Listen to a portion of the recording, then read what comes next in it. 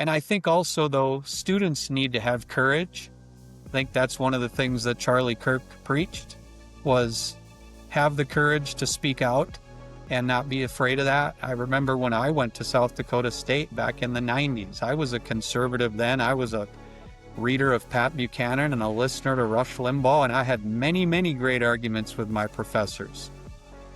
But it was always respectful, and I think that they were glad that I was engaged, and they always encouraged that.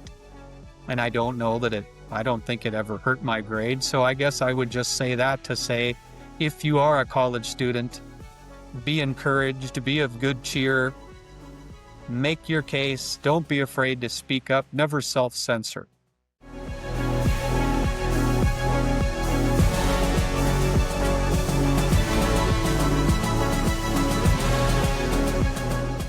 Welcome to Our Great Experiment. I'm Daniel Agamo. It is an absolute privilege, and I am so honored to be able to share this conversation with you today.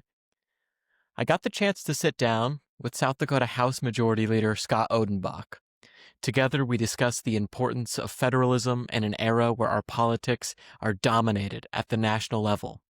We talk about specific happenings at the state legislature and the state government in South Dakota, as well as the importance of free speech in today's climate.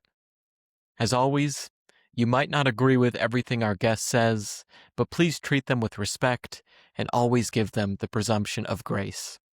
I hope you enjoy, and as always, my email is ourgreatexperiment2025@gmail.com. Representative Odenbach, thank you so much for joining me. It is an absolute privilege. It's great to be here. Congratulations on your podcast, and look forward to a good discussion. Well, thank you. My first recollection of meeting you and listening to you speak was at Constitution Day at Black Hills State University in 2022. The late Professor Nick Drummond was gracious enough to invite me and another student to share brief thoughts on a civic-related topic shortly before your keynote address. And I remember this distinctly, speaking with you now, because right before your address on constitutional republicanism and the importance of a federal system, I gave a fiery address about the importance of democracy and the importance that the people are close to their government.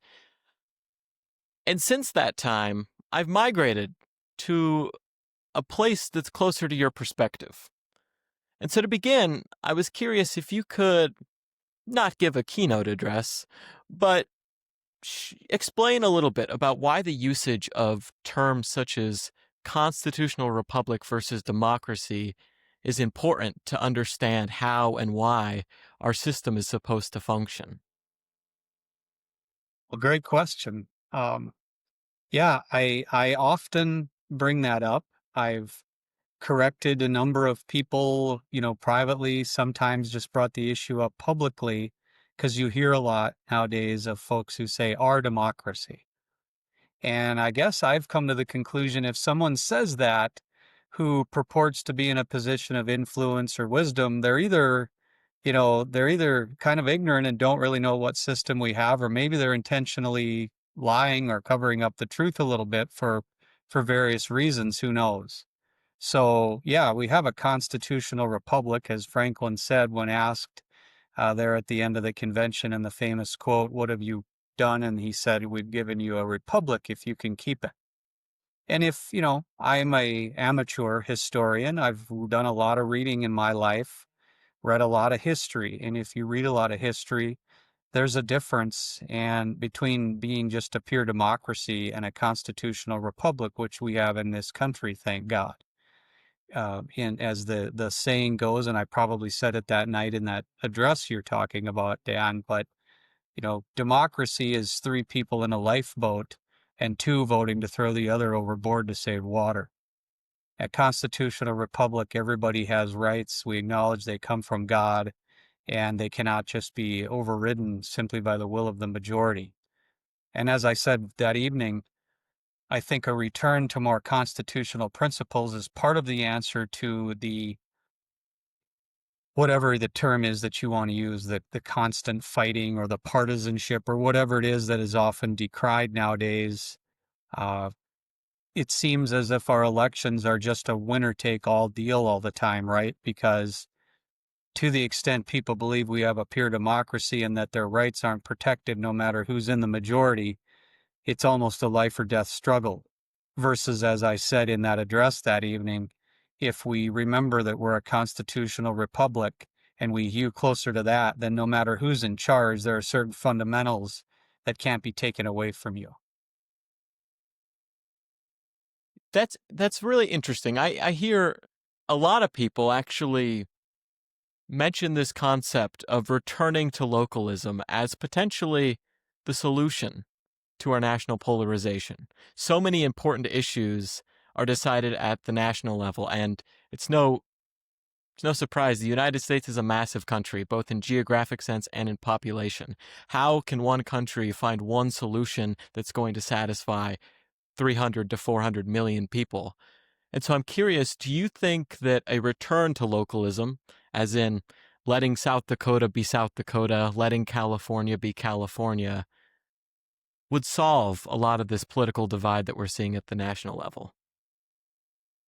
Well, certainly it would help, and certainly a lot of the divide is because the federal government has become a behemoth, a beast that's way beyond what it was ever intended to be. And of course, we have the 10th Amendment, and many people have been talking about that for a long, long time.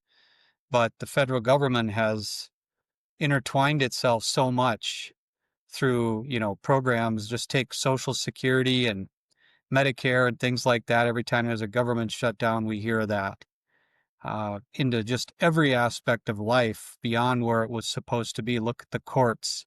Everybody likes to say, we're going to make this a federal crime when the states, historically had the police power and the reserved rights to take care of people. And so we could go on a whole separate discussion, Dan, on that. And so, yes, to the extent that we can leave things locally up to the people, while still, the Constitution, one of the powers that it does specifically grant to the federal government, to the Congress, if you will, is to ensure that every state maintains a Republican form of government.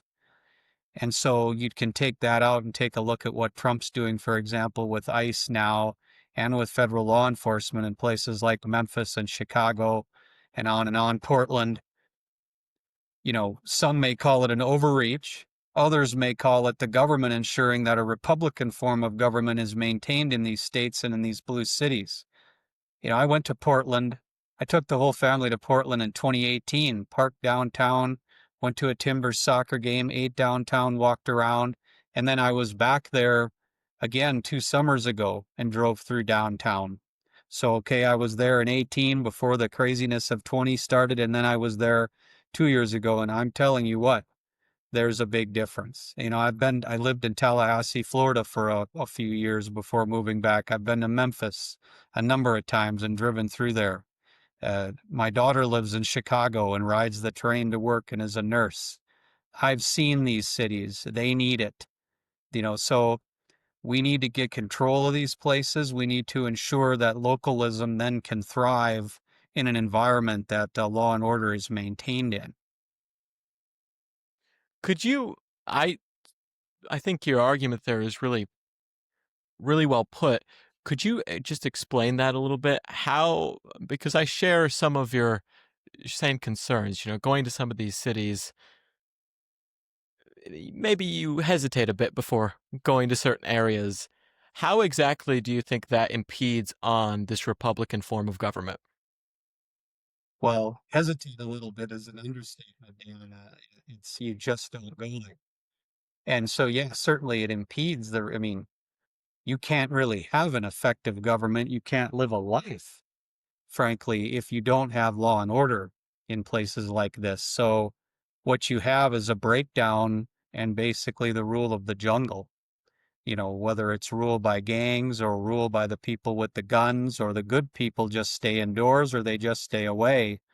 But it makes any idea of localism nothing more than a romantic notion There's just not even a functioning society at all. And from my perspective, it seems like, as someone who has been concerned about the level of central power and the increasingly chipping away at state sovereignty and state power really over the past century in American politics, it seems to be that not many people care about this issue. If you are someone uh, crying out about how we need to return to a constitutional form of government, you're immediately labeled as a conservative or as what have you. Your argument is often not taken seriously, and it seems like you are shouting to an empty crowd. Do you feel as though there's legitimate concern in this country about the level of federal power?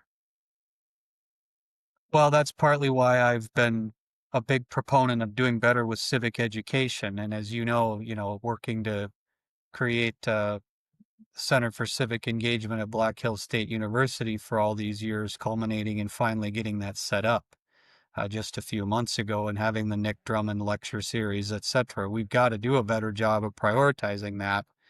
And especially with young people in colleges, I've always said, whatever major you are, maybe you're not a political science or a journalism, whatever it is, in our country, under our system, you may be called upon to lead in some manner in the future, whether that's the school board or the state legislature or whatever.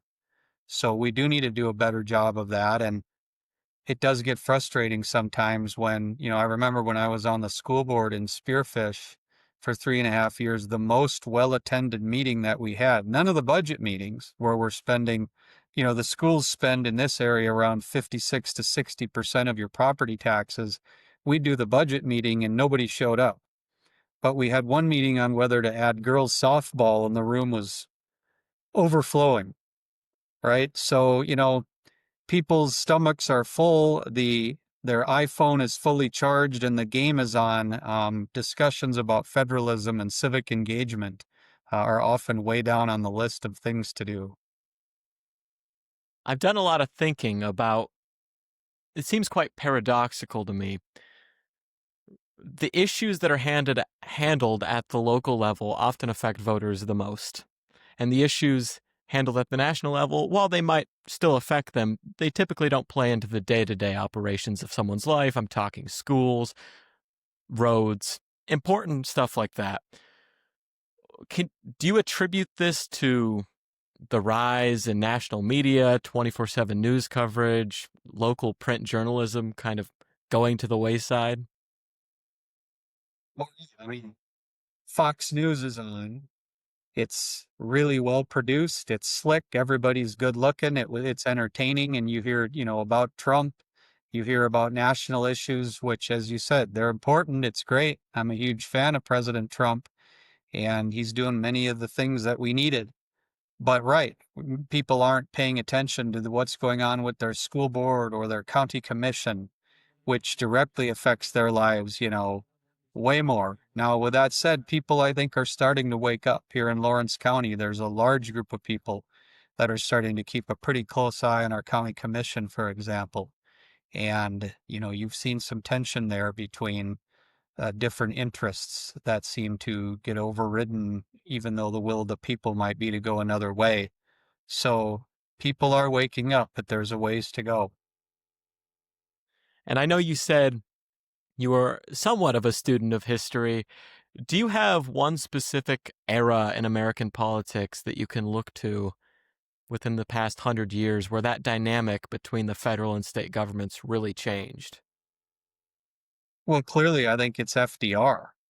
And I've said many times, we need leaders nationally, especially, who need to be willing just to come right out and say to the voters, the era of FDR is over. The era when, say, you're a U.S. senator or a U.S. congressman, and your biggest thing to brag about is how much pork you brought home to your district, which frankly that's how it worked from the 1930s on.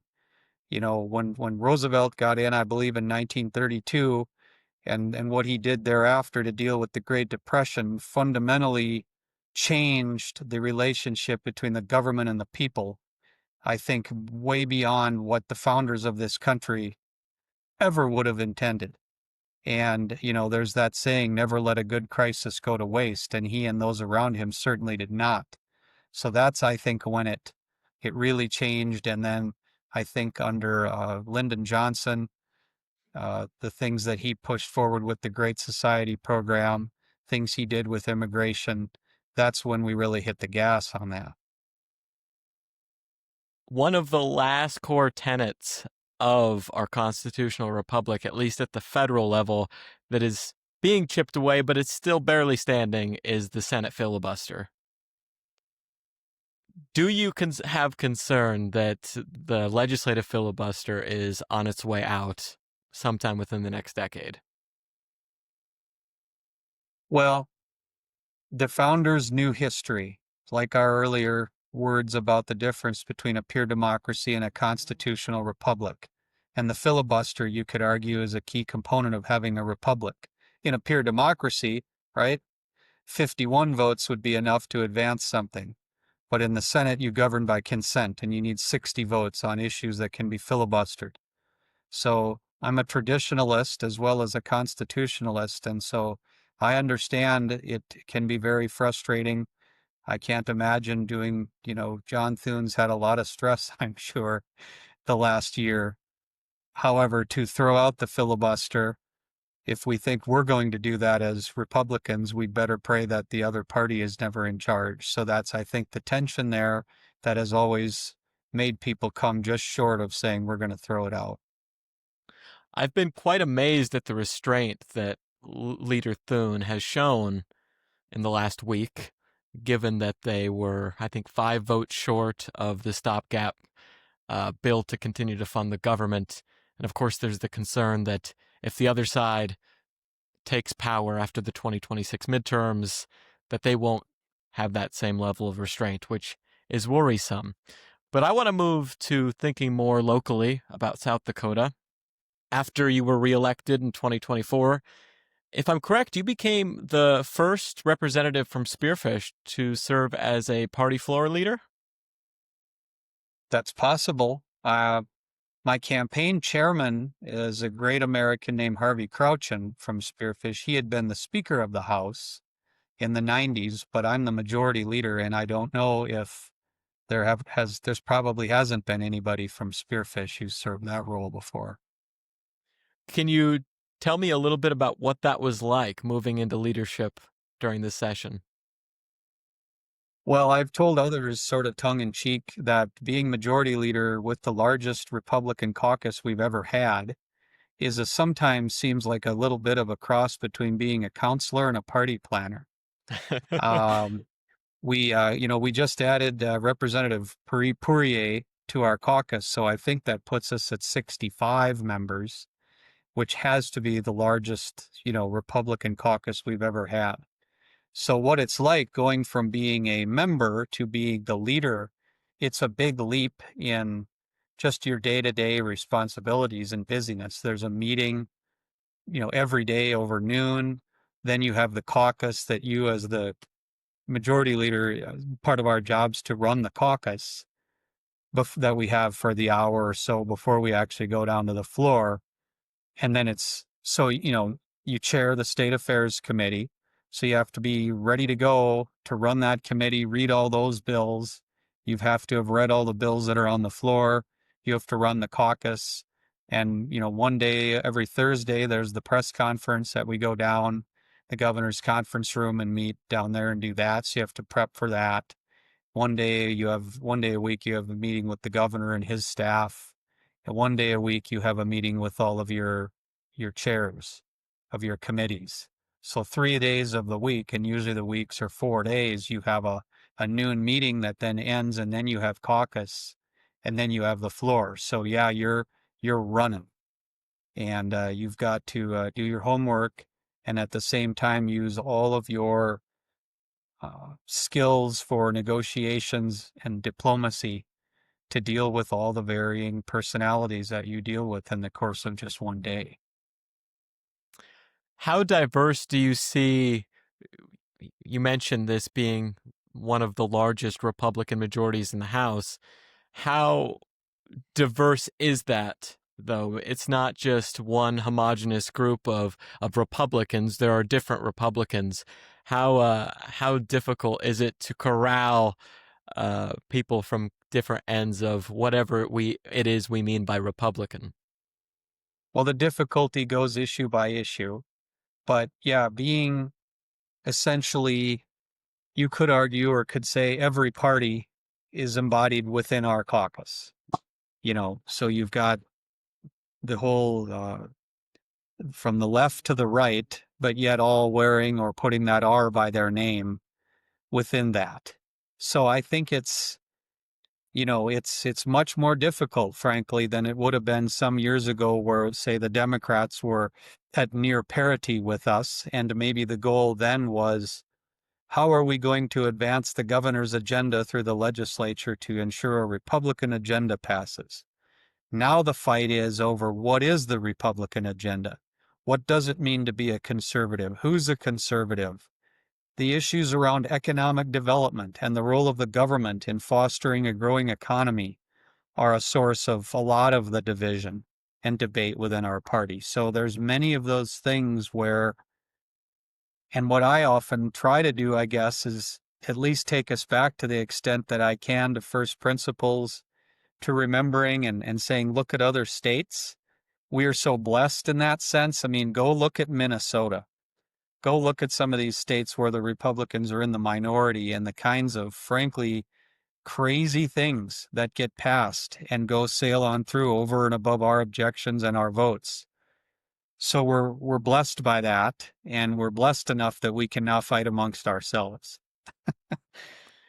And to add on to this dynamic, Governor Nome was appointed to the Secretary of Homeland Security. So there was a change in administration in the middle of adjusting to this new role as majority leader. What was it like trying to wrangle both a new position and then also working with a new governor? Well, a fun wrinkle to it.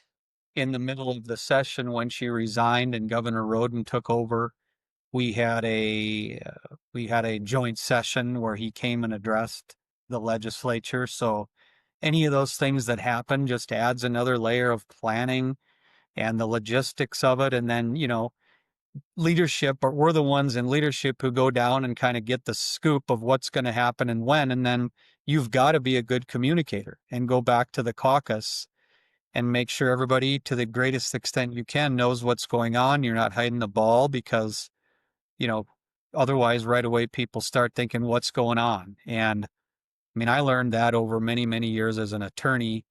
Part of my practice is in estate planning, and I've worked with a number of people who've been the personal representative or a trustee, and I tell them your number one job is communication with the beneficiaries, so that nobody gets suspicious that you're hiding the ball or hiding assets or whatever.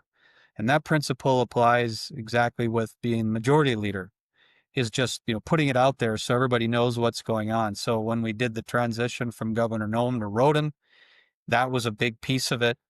And of course, people wonder, will there be a change in direction? Will there be a change in focus? Those things. And I think, to his credit, Governor Roden did a good job at that time. He tried to take a light touch, I guess maybe is what I'd say. He tried to, he understood that it was pretty historic, hadn't happened. So people were really wondering, what's this going to look like? And I think it went seamlessly, and some of the same issues that have been worked on before, school choice, for example. I had worked with the leadership in both chambers and with staff for Governor Nome to bring that bill, and we were still in the middle of that when Roden came in, and he kept the same staff on, kept some of the same all the same priorities, really, just to get through the session. Now maybe this next session, I think, right, he'll probably feel like it's more of his session, where the last time he was, I think, just trying to have there be a good transition. So we'll see what happens. And then the state will look forward to another change in administration after the 2026 election. Yep. I'm curious if you could point to one or a couple, if you have multiple accomplishments from this past session that you're particularly proud of. Well, I think you can mention the coding transfer pipeline fight. I was one of those who's on the side saying it was an overreach to say that we're going to use eminent domain to force that on the public. The bill that passed 2 sessions ago, I think, was a real fundamental misreading of the room, of the zeitgeist, of the political climate, whatever you want to call it, by the proponents of that bill. The people rose up, and the fact that we passed that, the bill that said, you can't use eminent domain for carbon pipelines was an incredibly heavy lift. It was a multi-year effort. It involved not just, lobbying and writing the bill in one session, but frankly, getting the people in place to have the votes to do it. So that's a big thing. I think, just getting through this past special session with the prison and all that went into that, and spending the whole summer studying the issue, traveling around the state, meeting with people on it was huge. And I know there's a lot of people on both sides of that issue too. So that was a big thing. I was proud that we at least brought a school choice bill. We ultimately didn't prevail. It died by a couple of votes in the House Education Committee, but I'm proud of the bill that we had. There was a big fight over that. It's ongoing, but it protected the rights of, if people didn't want to opt in, then their curriculum wasn't going to be touched at all. We lined up the leaders in the House and the Senate and the governor's office to support it, which is no easy thing to do. And honestly, the greatest issue I think in the state, which is property tax reform, the road to that runs right through how we fund our public schools. It takes from 55 to 60% of all the property tax revenue goes to fund the public schools. The growth in that has been huge just since 2020. And there just frankly are examples, whether it's micro school people, whether it's some many of the homeschool families and some of the co-ops they're doing, some of the online learning platforms, the private schools. Many other people are providing a good quality education using technology, using the 21st century tools we have for much, much less money. So the examples are out there for us as a state, if we're willing to embrace innovation, to really lower the costs and up the quality, if we want to embrace innovation and take a hard look at whether this model that we have from the 1920s is really still the best way to educate kids. And then I guess I should say a word too. I mean, just even like the issue of election integrity, for example, which was huge to many people. We got those bills, we brought them to state affairs, we got them all a good hearing.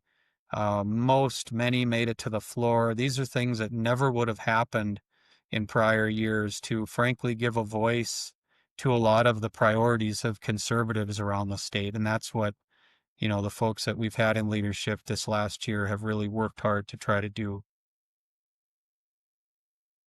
Broadly speaking, do you have any goals for the upcoming year? Well, it's an election year, and we've got a number of people running for governor and people within our caucus supporting, different candidates for governor. So, of course, one goal would just be to try to foster unity and get through the session with our, intact. But, so I think the biggest goal remaining now, and we had a summer task force on that, would be to find some way to do meaningful property tax relief. Whether it's replace that school levy with a combination of different sources of taxes, some across the board cuts to government, but we've just got to give relief. I know it's been concentrated in, 6 main counties, but you might have heard about one of the meetings this summer was at School of Mines. And I think our last or second to last testifier was a lady named Kay from Piedmont, who's 82, who came up with her oxygen tank equipment to breathe, and advised us that she recently started working again so she could pay her property taxes. And so, and this is on top of all the different exemptions we already have now for seniors and veterans, and we have various things. But if your income's over certain guidelines or whatever, it's just, frankly, it's just immoral to charge someone that much for their house, whatever their income is. or whatever their disability or even their age might be. I frankly think oftentimes of young families, young dads who have 2, 3, 4 or more kids who are trying to make it work. Where's the exemption for them? Where's the incentive for them to buy a home and stay in it? I had a concept a few years back, haven't ever run the bill, but said maybe what we ought to do is lop 10 or 20% off people's valuation for every child that they have under age 18 that lives at home or an adult relative they're caring for, and start to incentivize homeownership and family formation. So we've got to start thinking outside the box. Whenever it goes back to the example we talked about of girls softball, right, where the people showed up for that, but they didn't for the budget meeting. Many times over the past few years, when we're talking about these issues in the legislature or these meetings, it's only the lobbyists for, the school lobby or the banking industry or the retailers or the Chamber of Commerce lobbyists who all, frankly, anymore want more government involvement, status quo, bigger government. But the people aren't being heard. And so that's why we made a real effort during the summer, during these sessions, to have public testimony times where folks could show up and just tell their story of the high property taxes. Because whether, owner occupied is clearly the worst. But even for ag, even for commercial, what do those high property taxes do for the valuation, for the market? If you're a realtor, for example, and you're trying to sell single family homes, what does that do to depress the market? When people who are thinking of buying, not only on top of interest rates and homeowner insurance, think about the property taxes. Likewise, what does it do for commercial property and development when people are maybe have a vacant lot and are thinking of building on it? But one of the things they better keep in mind is you go invest $1 million or $2 million in a building, you'd better pencil out the first $2,000-3,000 a month to pay the new tax bill you're going to get. And same for our agricultural operators. Even with the different formula that we use for ag, all of those classes of property are just paying way too much. And the focus has been way too much on, well, we have to maintain essential government services, some of our people say, some of our Republicans say. That's their first concern. My first concern is turning our focus from government employees and government services on to the people paying the bill. And if government services have to take a hit, have to find some across the board savings to let us do it, we need to do it. Well, it sounds like there's going to be no shortage of things to keep you busy during the next session. I do want to ask one final question, and it's something that's deeply personal to me. I know you work closely with not only the administration, but also the student body at Black Hills State and Spearfish. I've been worried about the state of free expression broadly, but specifically on university campuses since I became a freshman undergrad. I've talked to many, myself included, who constantly feel the need to self-censor and be very afraid of saying the wrong thing for fear of outcast. And so I'm just curious to get your perspective on where you think we are as a society, broadly or specifically at the university level. Where do you see the state of free expression in the country right now? Well, that's a broad question. In the country right now or in South Dakota's universities, I mean, I guess we can address both. I think that the state of free expression in the country right now we've kind of hit the reset button with Trump. It was very much needed. That type of self-censorship that you recount having to do as a university student is fundamentally un-American. And it's deeply hypocritical for so many, frankly, on the left who for years claimed the mantle of, free speech and openness, but it has morphed under, especially in the Obama and Biden years, peak woke, I call it, into not having any tolerance, right? Quote unquote tolerance uh, for any voices but those that they deem approved, which were just sort of the woke left type of voices. I think in South Dakota, I mean, I would almost throw the question back to you. What I think I heard you say is as a student, even at Black Hills State or in South Dakota, you felt the need to self-censor at times, which I find as a lawmaker and as somebody who used to sit on the education committee. I think our current, President Elliott at BHSU is a great American. I think Nathan Lucas, our Board of Regents executive directors, is a great American. So I think we have some good people in there. I guess it's probably a bit like turning the Titanic in some sense. The change is slow, but if there is still students feeling that way in our universities in South Dakota, that clearly has to change. That's totally unacceptable. And I think the people, the only strings we really have to pull in the legislature is at budget time. The Board of Regents is a constitutionally created entity, right? They are unto themselves upon appointment by the governor. They can't be taken out. They have their term, and that was put in the Constitution of South Dakota. So those people have a great big public trust if they're seated on the Board of Regents to ensure that there aren't students who are feeling like they need to self-censor. And I think also, though, students need to have courage. I think that's one of the things that Charlie Kirk preached was have the courage to speak out and not be afraid of that. I remember when I went to South Dakota State back in the 90s, I was a conservative then. I was a reader of Pat Buchanan and a listener to Rush Limbaugh, and I had many, many great arguments with my professors. But it was always respectful, and I think that they were glad that I was engaged, and they always encouraged that. And I don't think it ever hurt my grade. So I guess I would just say that to say, if you are a college student, be encouraged, be of good cheer, make your case, don't be afraid to speak up, never self-censor. Great words of advice, because it does seem to me that the era of this constant hysteria about saying the wrong thing or stumbling over your words is maybe finally starting to leave public society, which we can only hope, because that's the only way to progress ideas, challenge ideas, and create better ideas. But Representative Odenbach, this has been an absolute pleasure to share your perspective. Thank you so much for coming on. You're welcome. It's been great. Let's do it again sometime. Thank you.